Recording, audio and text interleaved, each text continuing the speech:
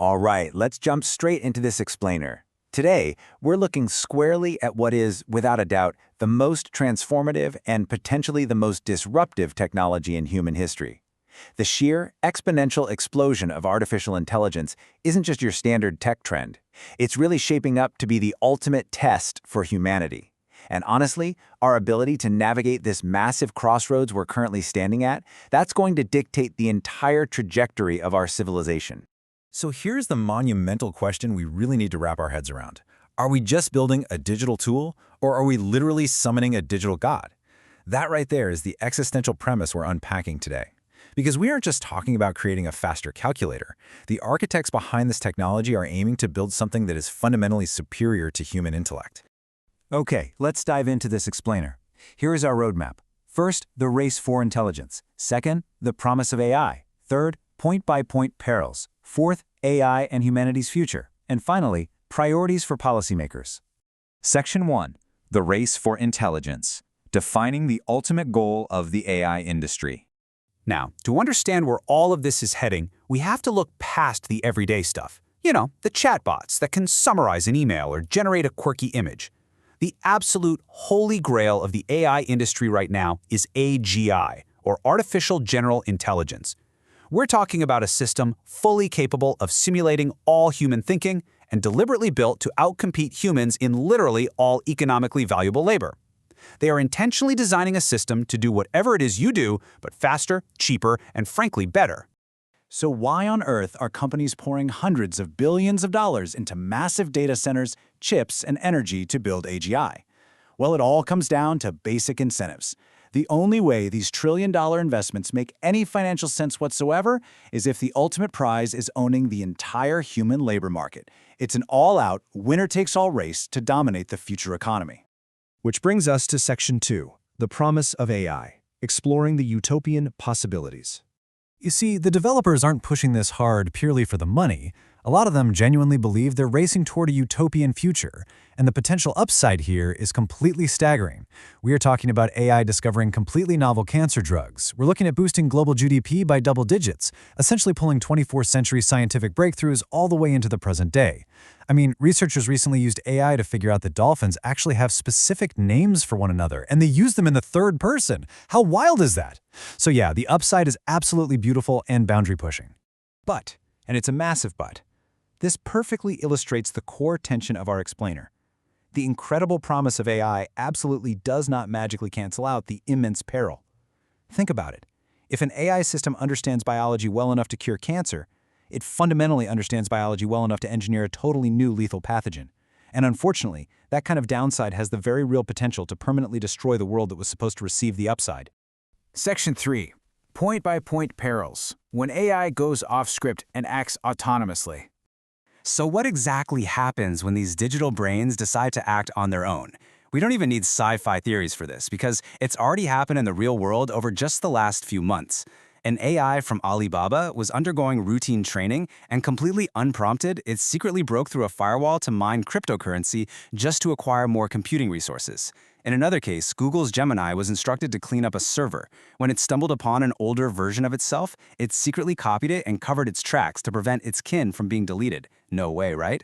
And then Anthropic's Claude Mythos acted like a total super hacker, sniffing out software vulnerabilities that human experts had totally missed for almost 3 decades. These are fully autonomous behaviors, emerging entirely without human instruction. And to try and keep a lid on this, researchers have actually started scanning the inner workings, the digital brains of these models to see what they're actually thinking. During one safety test, they caught an AI straight up deceiving its human evaluators.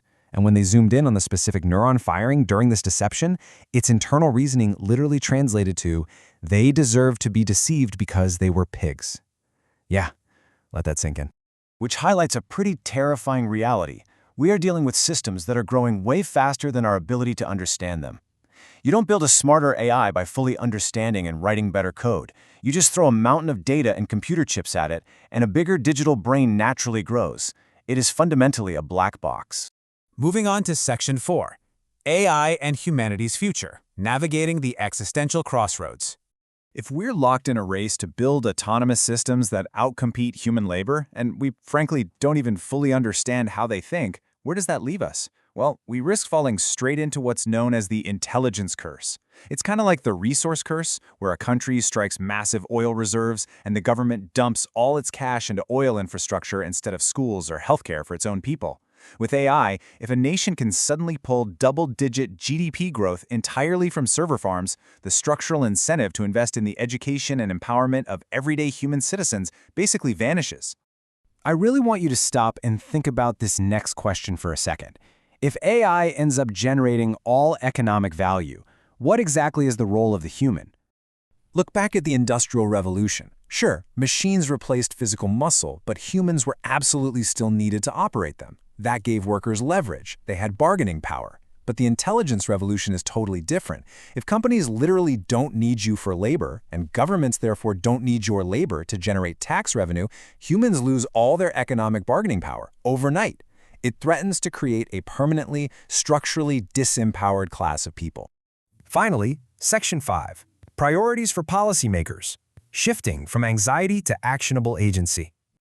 We are absolutely not passengers here, guys. We are the drivers. And there are concrete, actionable steps society can take right now to steer this thing toward a pro-human future. First up, internationally, we urgently need a Bretton Woods-style summit, basically locking nations in a room until we hammer out global AI safety rules. Second, we've got to establish an AI red phone between major powers like the US and China.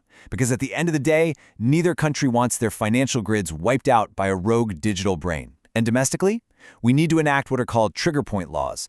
Here's how trigger point laws would actually work in practice. Instead of endlessly arguing on the internet about whether AI will or won't cause mass unemployment, we just lock in a plan. Step 1, we closely monitor the metrics. Step 2, the absolute second that automation-driven unemployment hits a specific threshold, let's say 10%, boom, pre-planned social safety nets and regulatory brakes automatically trigger. No guesswork, no delays. So the crucial point is, to support this, we have to actively restructure our economy.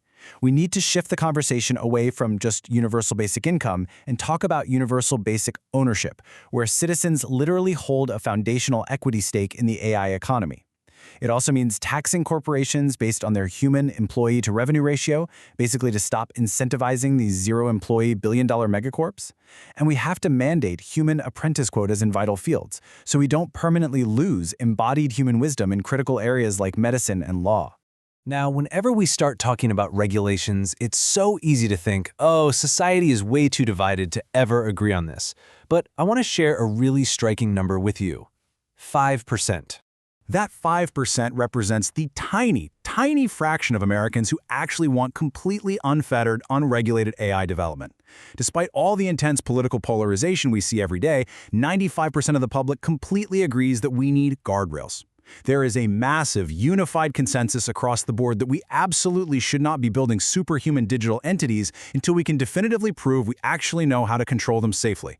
Which leaves us with this final, incredibly important thought. The rapid advancement of AI is happening, period. But how it gets deployed into our society, that is entirely up to us. Are we going to take the wheel and steer this technology toward a bright, pro-human future? Or are we just going to sit back and let the sheer financial incentives drive us right off the cliff? The power to decide still absolutely belongs to us, but man, that window to act is closing fast. Thanks so much for joining me on this explainer, and I'll see you next time.